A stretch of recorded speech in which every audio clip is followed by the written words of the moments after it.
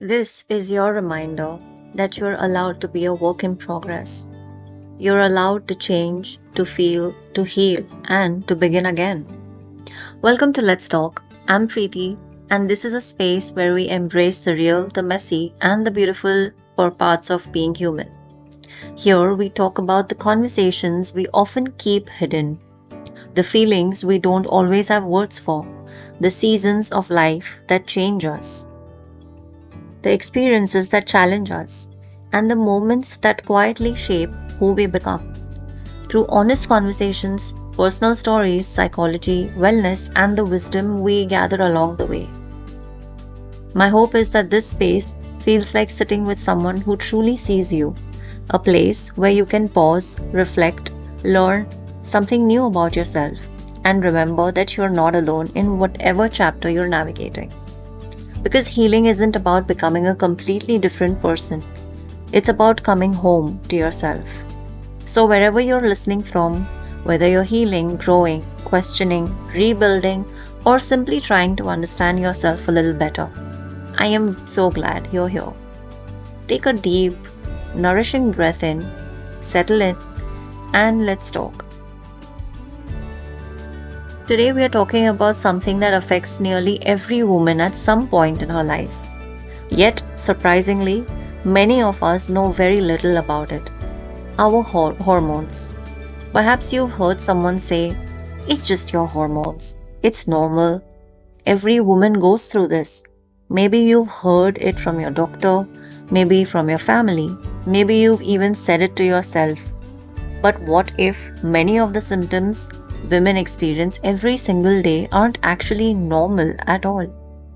What if exhaustion, brain fog, painful periods, difficulty sleeping, anxiety, or feeling disconnected from yourself are your body's way of asking for attention, not something you're simply expected to endure?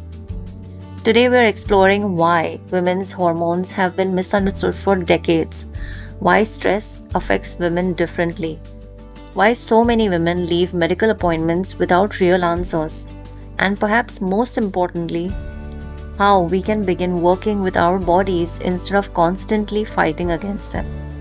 So let's begin. For most of modern medical history, the majority of research was conducted on men. Women's bodies were often considered too complicated because hormones fluctuate throughout the month. Many researchers simply excluded women from studies. Imagine trying to understand half of humanity without actually studying half of humanity. The result? Generations of women being told, "It's all in your head. You're just emotional. You're stressed. It's part of getting older." And while stress certainly plays a role, those answers rarely tell the whole story. Many women spend years searching for someone who will finally say, "I believe you." That sentence alone can be incredibly healing.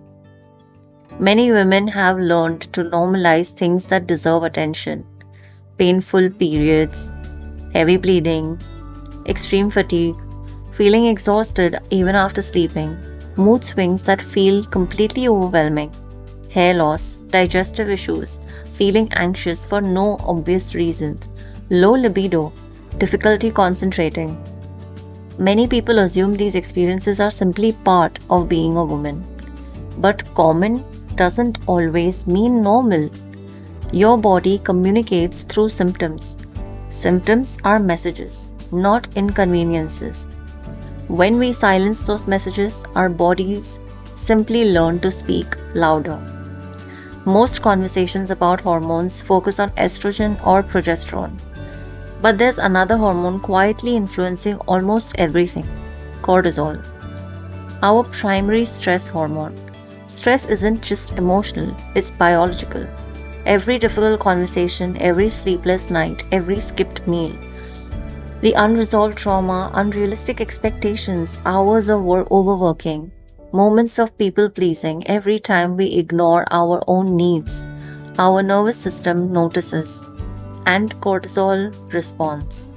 The challenge is many women live with chronic stress, not emergency stress, not occasional stress, constant stress. Their nervous system never truly gets the message that they are safe. Over time, this affects sleep, digestion, energy, immune health, blood sugar, reproductive hormones, and emotional well being. This is where mental wellness becomes deeply connected to physical health. Hormones don't operate in isolation. Your brain, your gut, your immune system, and the nervous system are constantly communicating. When the nervous system spends too much time in survival mode, the body prioritizes survival over thriving. It's difficult to feel rested. It's difficult to digest food properly. It's difficult to regulate hormones efficiently. Your body isn't failing, it's adapting. The beautiful part, adaptation can change. As your nervous system experiences more safety, your body often begins responding differently.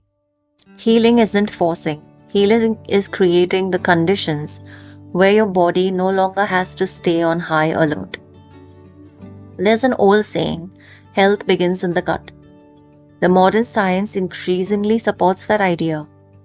Your gut isn't just where digestion happens, it's home to trillions of bacteria that influence immunity, inflammation, brain health, and even hormone regulation. The gut also helps process and eliminate excess hormones like estrogen. When gut health is disrupted, hormone balance may also become more difficult. This doesn't mean buying expensive supplements. Often the basics matter most. Eating enough fiber, staying hydrated, including colorful vegetables, getting adequate protein, reducing highly processed foods whenever possible, eating slowly, managing stress, supporting healthy digestion. Sometimes the simplest habits have the greatest long-term impact. Social media loves quick solutions. One supplement, one detox, one hormone reset, one miracle diet. But our bodies are far more intelligent than trends. Hormonal health isn't about perfection. It's about consistency, sleep, nutrition, movement, stress management, healthy relationships, boundaries, rest, sunlight, hydration, emotional well-being. These habits may not be exciting, but they create the foundation that hormones depend upon. Healing is rarely dramatic, it's usually quiet in the small choices repeated over time. So instead of asking, how do I fix my hormones? Perhaps we all could ask, what has my body been trying to tell me? Maybe it's asking for more rest. Maybe it's asking for nourishment. Maybe it's asking you to stop living in constant survival mode. Maybe it's asking you to slow down. Maybe it's asking you to release the pressure to be everything for everyone. Maybe it's simply asking you to listen. One of the most overlooked aspects of health is how we speak to ourselves. Many women criticize themselves for being tired, for feeling emotional, for gaining weight, for not being productive enough. But imagine speaking to yourself the way you would speak to someone you deeply loved. What if instead of saying, my body is betraying me, you began saying, my body is communicating with me? That single shift changes everything. Healing becomes collaboration instead of battle.